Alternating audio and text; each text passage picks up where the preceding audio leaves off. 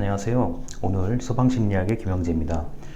오늘 배울 것은 제2장 지각, 학습, 태도 세 가지에 대해서 말씀을 드려야 되는데요.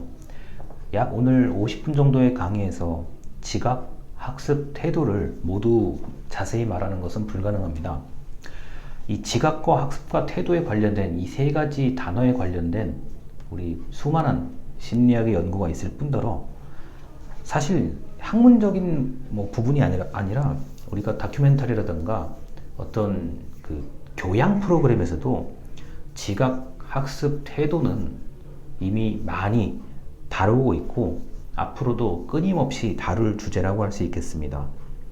우리가 그리고 지금 학습을 하는 거잖아요.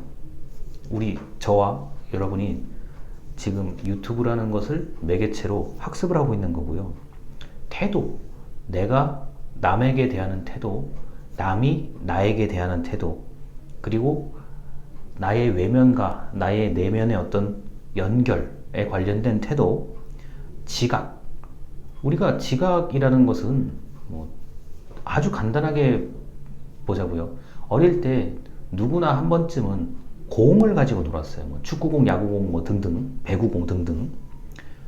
공이 굴러가거나 공이 움직이면 자연스럽게 사람의 시선은 그 공의 움직임을 따라가도록 되어 있습니다. 이게 지각이에요.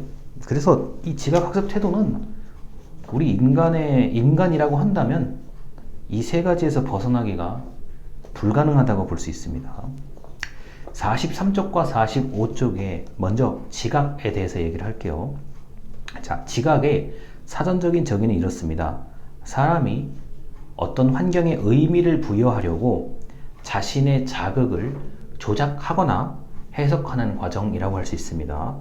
자, 나의 어떤 그 오감, 나의 감각기관을 조작, 해석하는 과정이라고 할 수 있는데요. 지각은 크게 두 가지의 영역으로 나눌 수가 있어요. 첫 번째, 외적 요인, 두 번째, 내적 요인입니다. 자, 외적인 요인, 어떤 내가 아닌 나의 외부의 상황에서 강도가 강하면 강할수록 내가 지각할 수 있는 나의 지각이 더 커지게 되겠죠.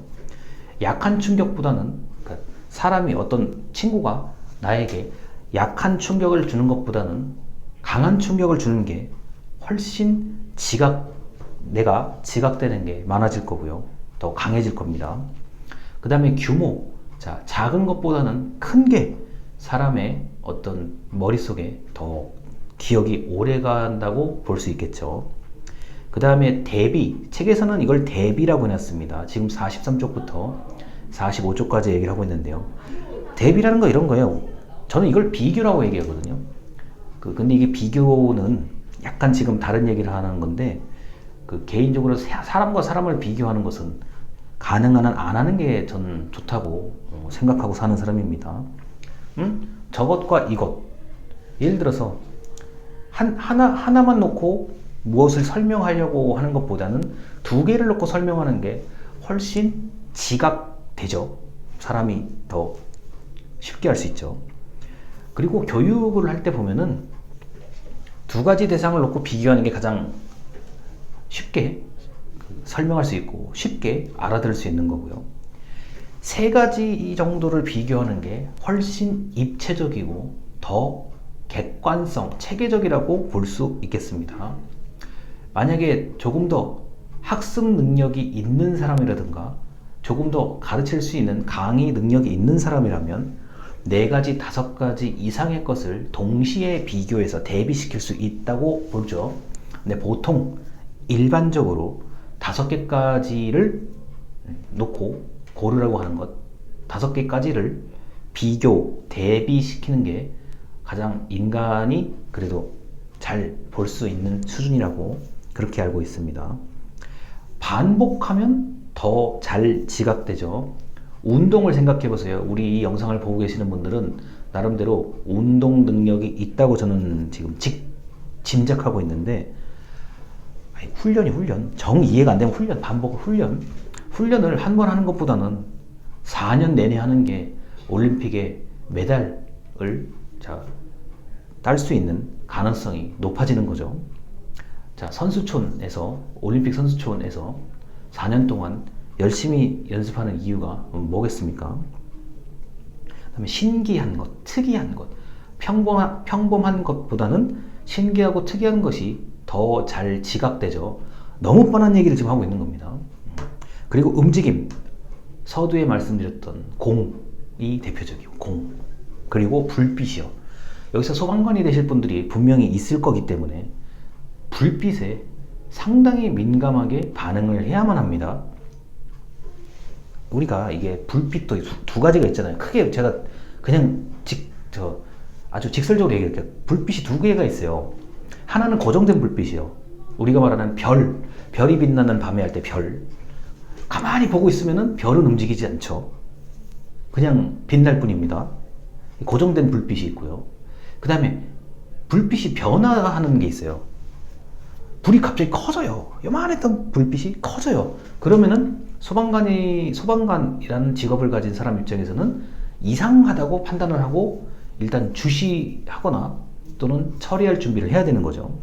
그래서 움직임이라는 거는 제가 지금 단순히 공이란 축구공, 배구공, 야구공을 얘기를 들었는데 불빛도 만약에 움직인다면 한 번쯤 주시해야 될 필요가 있는 거고요.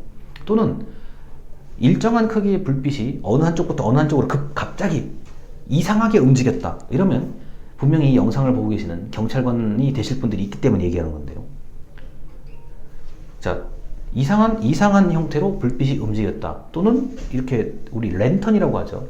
랜턴을 돌리고 있는데 이것이 어떤 사인을 알려주는 것이다. 뭐 SOS 신호라든가 구조 신호 등등의 사인을 알려주고 있는 것이다. 이런 것은 지각하는 순간에 경찰관은 어떻게 해야 될지를 스스로 반응을 해야 되는 거죠. 이게 이제 이런 게 외적 요인에 따른 지각이고요. 내적 요인에 따른 지각은 이런 겁니다. 채우고 싶은 동기.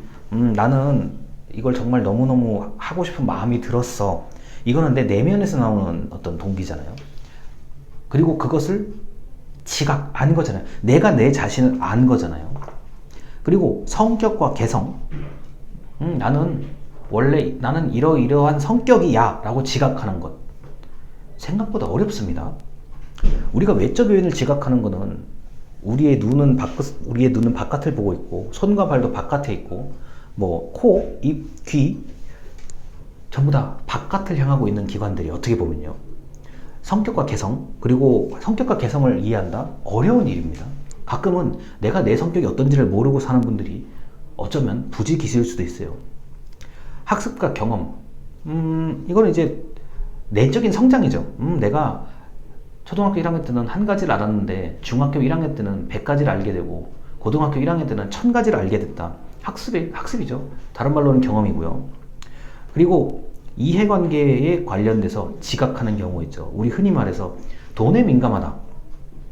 그리고 돈에 죽고 사는 사람이 있다. 뭐 이런 것들이요. 그리고 바라는 기대, 나의 희망사항, 나의 바람, 이런 것들이 바로 지각에 관련된 내용들입니다. 그래서 이런 거잖아요.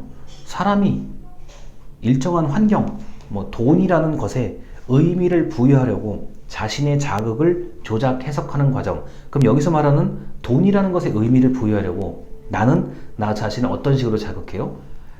야간에 일을 더 하면 돈을 더 준대. 그러니까 집에 안 가고 야간에 일을 해야죠. 그게 바로 자극을 스스로 주는 거죠. 야간에 너 일해. 집에 가지 마. 놀고 싶어도 참아. 라고 자극을 주는 거잖아요. 자, 이게 바로 지각이라고 얘기할 수가 있겠습니다. 사실 들어보면 별게 아닌데 또 이걸 말로 설명하려고 그러면 너무나 당연한 거를 말로 설명하기 때문에 이게 헷갈릴 수가 있어요. 그래서 여러분들이 여러분의 경험을 하나하나씩 되짚어보는 그런 훈련을 해야 됩니다. 그리고 오늘 이 주차의 영상에서 계속 말씀드릴 부분은 외적인 것보다 내적인 게 훨씬 지각하기가 어려워요. 그리고 바꾸기도 생각보다 훨씬 어렵습니다. 외적인 것보다요. 자, 일단 여기까지 말씀드리고 두 번째 영상으로 가도록 하겠습니다. 감사합니다.